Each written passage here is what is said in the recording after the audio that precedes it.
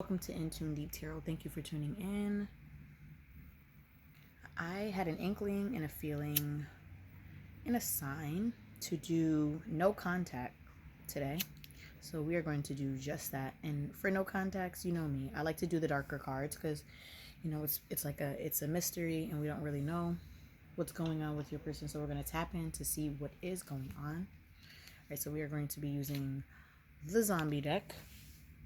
And I also want to get out, let me find my other deck real quick. And I'm also going to be using Deviant Moon and maybe Somnia and a couple Oracle decks as well. I just wanted to tap into the energy to see what was going on. I did a little bit of a pre-shuffle and meditation, and I kind of just got that your person is suffering in silence. So let's see what that's about. Let's get some divine messages tapping into your person's energy. What is going on with your person? Let's see what they are going through. Oops, we have one that already fell out on the floor. So we get that they right now is very possible that they are thinking about you, thinking very pleasant thoughts.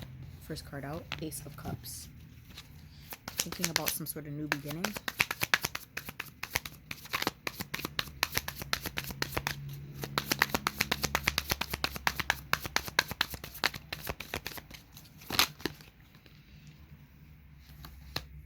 Get a couple cards out to see what the energy is about.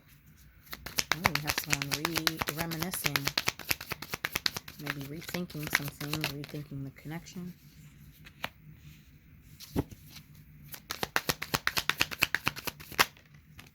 A lot of sitting, thinking, and contemplating. All right. Wow. All of these cards signify someone thinking, pondering, wishing, daydreaming. Even look at this confused card. They're like going through all of the emotions, if you can see that. Seven of Cups. Confusion. Many different personalities. What more do we have for this? No contact energy. Let's see.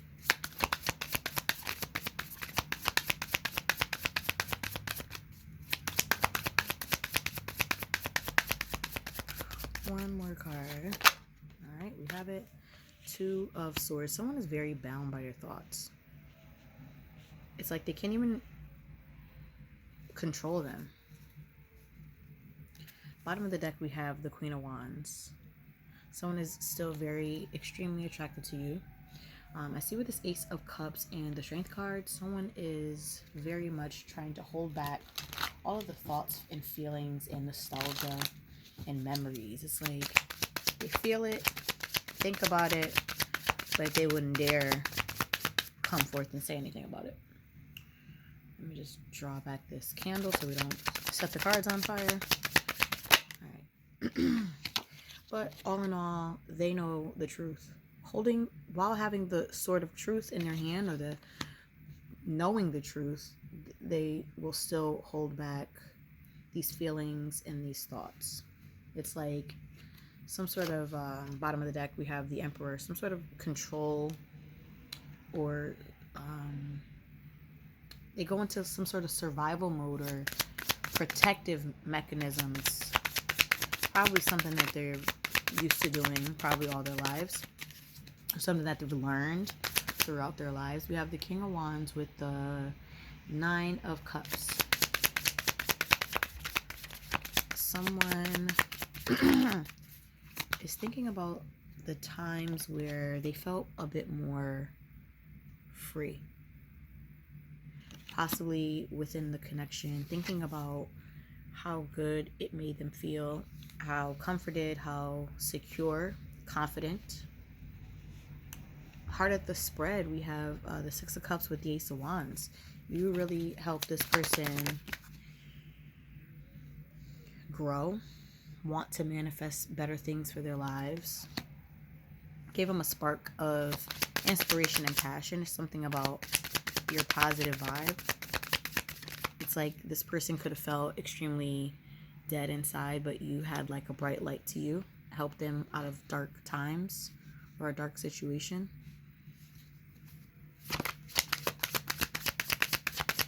And we also have the Four of Hazards and the Queen of Hazards, which is like someone is thinking about how good of a person someone was in their life, and they're now being stubborn. Like, I don't want to think about it, like as if this bubble above their head is the thoughts, and they're like plugging their ears for it because this person was a solid person.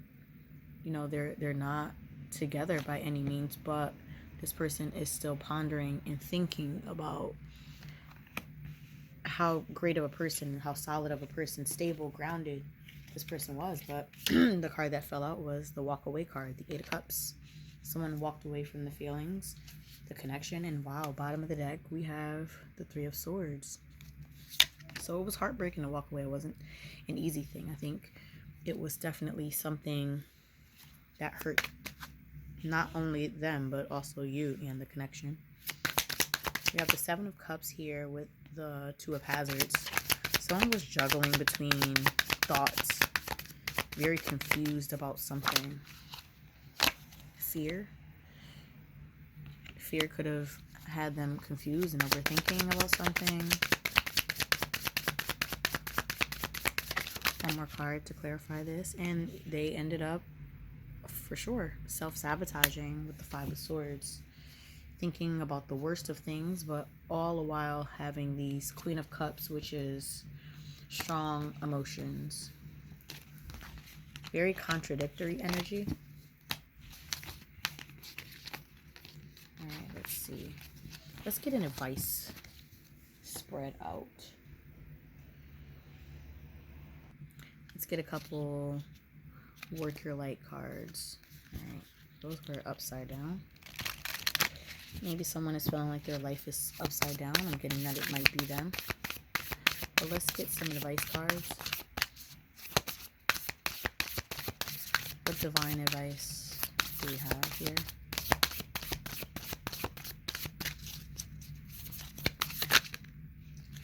You're already doing it. So you are clearly on a path in your life right now where you are already doing what you are supposed to be doing. You are aligned. The next card that popped out was yes. Just say yes. So whatever you are doing right now, you are completely in alignment with what you're supposed to be doing. And if you feel like you aren't, it says you go first. Take a leap. And you are definitely going through some sort of awakening and growth currently. I do feel a need to get an alchemy card, so let me grab that.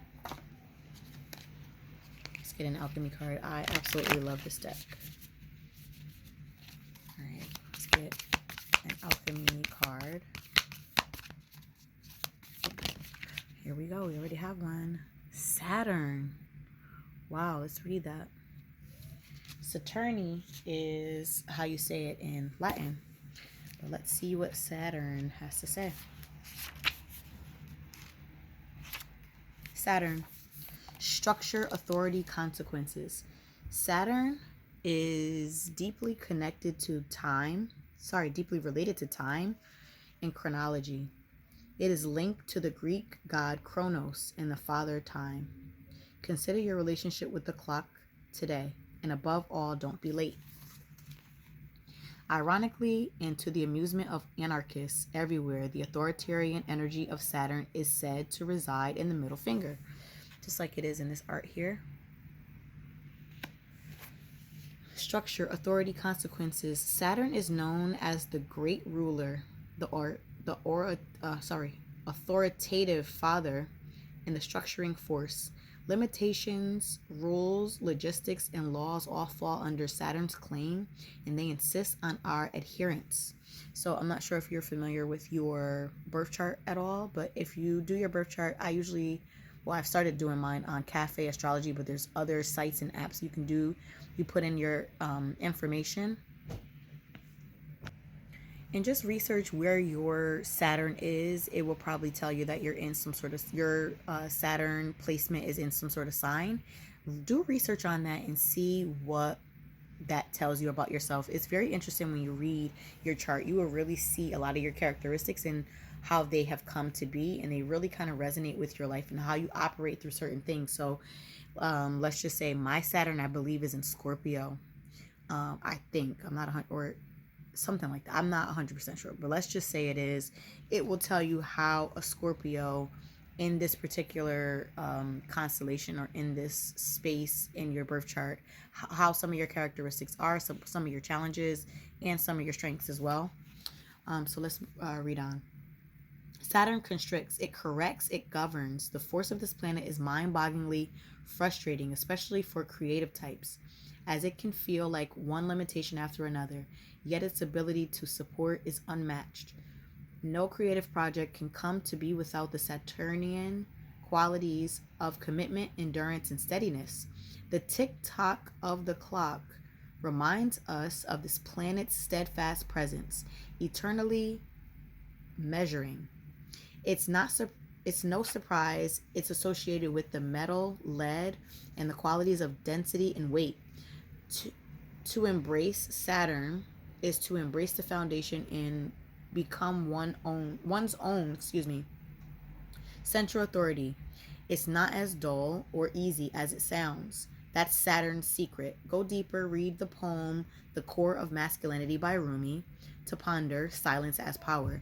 So I didn't even know that this card was going to come out, but I did hear that one of my readers who I watch, one of my favorites, there is something going on with Saturn. So something about our structure is being, I want to say, challenged or coming to the forefront. So there may be some sort of challenges, of course, inside, this relationship and this connection. And I also remember this particular reader, if you want to check him out, it's Read Love, I believe.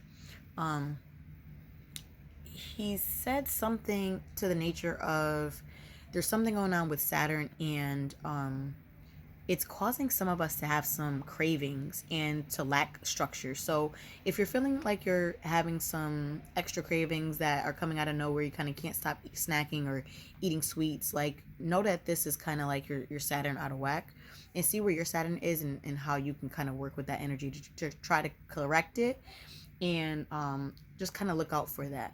So clearly the connection, to go back to that, there's something going on with the structure of it all that needs some sort of correcting. But I feel like when you fix what's going on with you, you kind of fix the things outside of yourself also. So it's like, the whole saying of so within, so without. So whatever is going on within you is kind of like what your perception will be on the outside. All right. So I hope that resonated for you. Thank you so much for tuning in. And if you're looking for a personal reading, that information is in the description box. Thanks. And I'll talk to you soon.